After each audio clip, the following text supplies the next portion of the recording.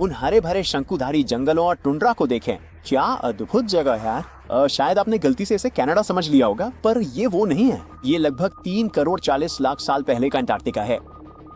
तो आज अंटार्कटिका इतना ठंडा कैसे हो गया?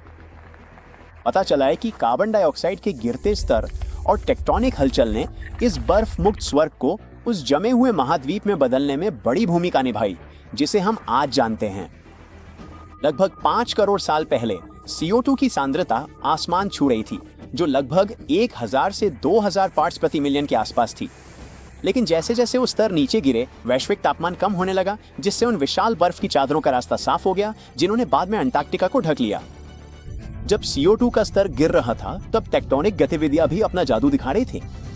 दक्षिण अमेरिका और अंटार्कटिका के बीच बड़े अलगाव ने ड्रेक पैसेज को खोल दिया, जिससे अंटार्कटिक सर्कमपोलर करंट बना। इस शक्तिशाली धारा ने एक बाउंसर की तरह काम किया, जो गर्म हवा और समुद्री धाराओं को अंटार्कटिक में आने से रोकती थी और चीजों को काफी ठंडा रखने में मदद करती थी। अगर आप ऑस्ट्रेलिया और अंटार्कटिका में भ्रमित होते हैं, तो आप उतने गलत नहीं हैं। ये दोनों महाद्वीप कभी एक हुआ करते थे।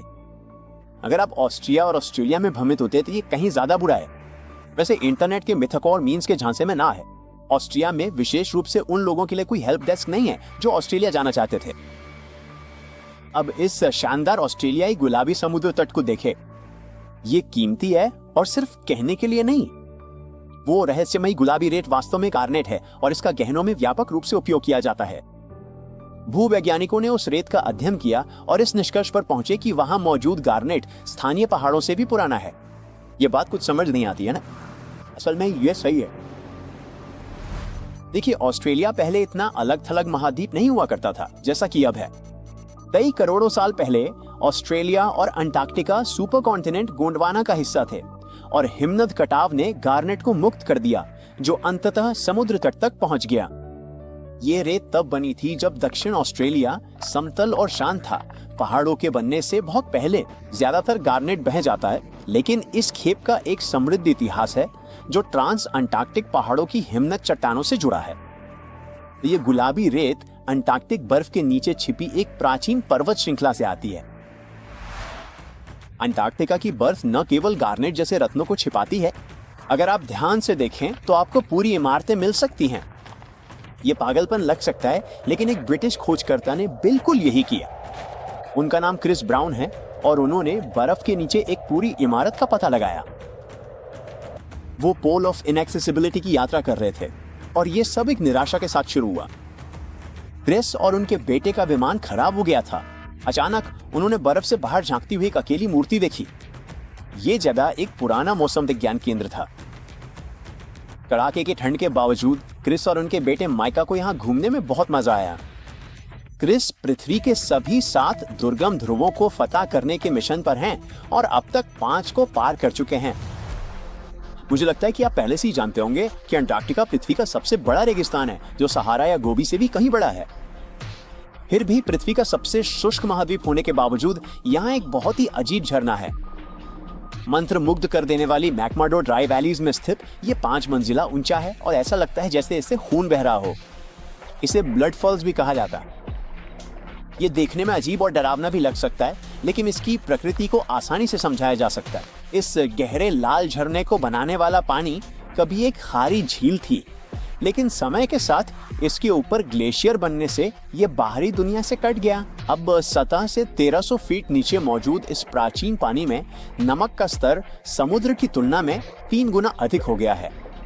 ये खारा पानी लोहे से भी भरपूर है और यहाँ ऑक्सीजन या सूरज की रोशनी बिल्कुल नहीं पहुंचती। जब लोहे से भरपूर पानी ग्लेशियर की दरार से रिसता है और हवा के संपर्क में आता है, तो इसमें जंग लग जाता है, जिससे ये गहरा लाल हो जाता है।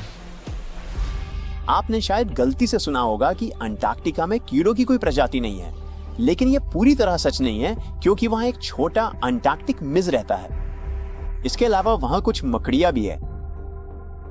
ये वे आम मकड़ियां नहीं हैं जो आपके अपार्टमेंट के अंधेरे कोनों में रहती हैं। ये वे जीव हैं जो अंटार्कटिक महासागर की तलहटी के ठंडे अंधेरे में छिपे रहते हैं। ये छोटे समुद्री जीव वास्तव में आर्थ्रोपॉड हैं और लगभग 20 इंच तक फैल सकते हैं। जैसे कि इतना ही अजीब काफी नहीं था, वे अपने पैरों के छोटे छेदों से सांस भी लेते हैं।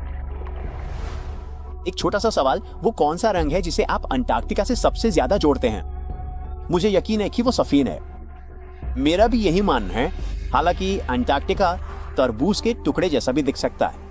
वो रंगीन बर्फ क्लैमिडोमोनास निवालिस नामक एक सख्त छोटे शैवाल की वजह से होती है।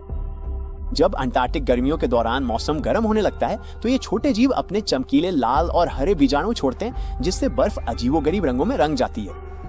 लेकिन इससे दूर रहना ही बेहतर है, क्योंकि वो बर्फ सिर्फ एक सुंदर नजारा नहीं है, ये जहरीली भी है और निश्चित रूप से खाने लायक नहीं है।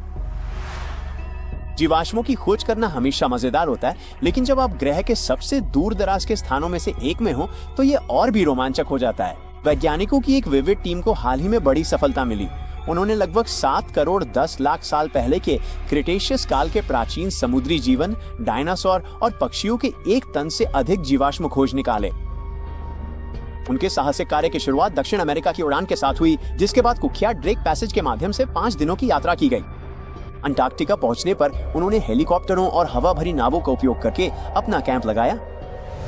एक छोटा सवाल, आप सोच रहे होंगे कि इतनी बर्फ के बीच अंटार्कटिका में खुदाई क्यों? खैर, पता चला है कि मौसम के हिसाब से ऐसी जगह भी हैं जहां चट्टानें बाहर निकल आती हैं। टीम अंटार्कटिक प्रायद्वीप में स्थित जेम्स रॉस द्वीप पर गई थी और वे वहां फरवरी और मार्च के दौरान गए थे। और ये अंटार्कटिका के उन कुछ हिस्सों में से एक है जहां गर्मियों में चट्टानें दिखाई देती हैं, और वे चट्टानें डायनासोर के युग की हो सकती हैं। ये अभियान सफल रहा क्योंकि उन्होंने 1 टन से अधिक उल्लेखनीय खोजें की। इसके बाद ये जीवाश्म पिट्सबर्ग के Carnegie museum of natural history में जाने से पहले चिली जाएंगे। अपनी खोजों में उन्हें लगभग 71 मिलियन साल पुराने अवशेष मिले, साथ ही कुछ लगभग 67 मिलियन साल पुराने भी, जिनमें ढेर सारे घोंघे, क्लैम और विभिन्न समुद्री जीव शामिल थे। बाप रे, इस डरावने समुद्री कीड़े को देखो। ये एलए में रहकर किसी हॉरर फिल्म का स्टार बन सकता था, लेकिन इसने अंटार्कटिका के पास दक्षिणी महासागर के ठंडे पानी को अपना घर बनाना चुना। ये कीड़े 8 इंच तक लंबे और 4 इंच तक चौड़े हो सकते हैं, लेकिन इनके डरावने रूप को देखकर धोखा मत खाइए। शोध से पता चलता है कि वे वास्तव में भेस में सुपर हीरो हो सकते हैं, जो पारिस्थितिकी तंत्र को बनाए रखने में महत्वपूर्ण भूमिका निभाते हैं। अब वो सिर देख रहे हैं? ये वास्तव में सिर नहीं है, ये सिर्फ एक सिकुड़ने वाला गला है जो इस दांतों वाले जीव को अपना भोजन चबाने में मदद करता है। अंटार्कटिका में कई डरावने जीव पाए जाते हैं। आइए, मैं आपको अंटार्कटिक स्ट्रॉबेरी फेदर स्टार से मिलवाता हूँ। हालांकि ये स्पंजबॉब के पैट्रिक जैसा नहीं है, ये किसी हॉरर फिल्म के गहरे समुद्री जीव जैसा ज्यादा लगता है। कल्पना कीजिए 20 हिलती हुई भुजाएं, जिनमें से कुछ 8 इंच तक लंबी हैं, और ये सभी इन अजीबोगरीब छोटे उभारों से ढकी हुई हैं। वाकई डरावना है। 2014 में वैज्ञानिकों ने रॉस आइस शेल्फ पर बर्फ में 34 भूकंपीय मॉनिटर गाड़े थे, जो कि बहुत बड़ा है। इसे टेक्सास के आकार की बर्फ की एक पट्टी के रूप में सोचें, जो दक्षिणी महासागर के ऊपर जमी हुई है। इन चतुर छोटी मशीनों ने लगभग बिना रुके होने वाली एक भिनभिनाहट को पकड़ा। भले ही हमारे इंसानी कान आमतौर पर इन कम आवृत्ति वाली आवाजों को नहीं सुन सकते, लेकिन वैज्ञानिकों ने अपना जादू चलाया और उन्हें हमारे सुनने लायक बना दिया। उन्होंने इस डरावने ऑडियो को ऑनलाइन शेयर भी किया। यूनिवर्सिटी ऑफ शिकागो के ग्लेशियोलॉजिस्ट का कहना है कि अगर आप इस कंपन को सुन पाते तो ये गर्मियों के अंत में पिछवाड़े पे कब्जा करने वाले सिकाड़ा के झुंड जैसा लगता। लेकिन एक ग्लेशियर खोजकर्ता डरावनी धुनें रिकॉर्ड करने की कोशिश नहीं कर रहे थे। वे वास्तव में रॉस आइस शेल्फ की निगरानी करने के मिशन पर हैं, क्योंकि तापमान बढ़ रहा है सचमुच, और बर्फ गर्म दिन में आइसक्रीम की तुलना में तेजी से पिघल रही है। आइस शेल्फ पृथ्वी के सुरक्षा प्लग की तरह हैं, जो सारी विशाल बर्फ को समुद्र में बहने से रोकते हैं। तो आखिर वो सारा शोर किस वजह से हो रहा है? संभवतः ये बर्फ के टीलों से टकराने वाली तेज हवाएं हैं, जो एक प्रकार का प्राकृतिक कंपन पैदा करती हैं।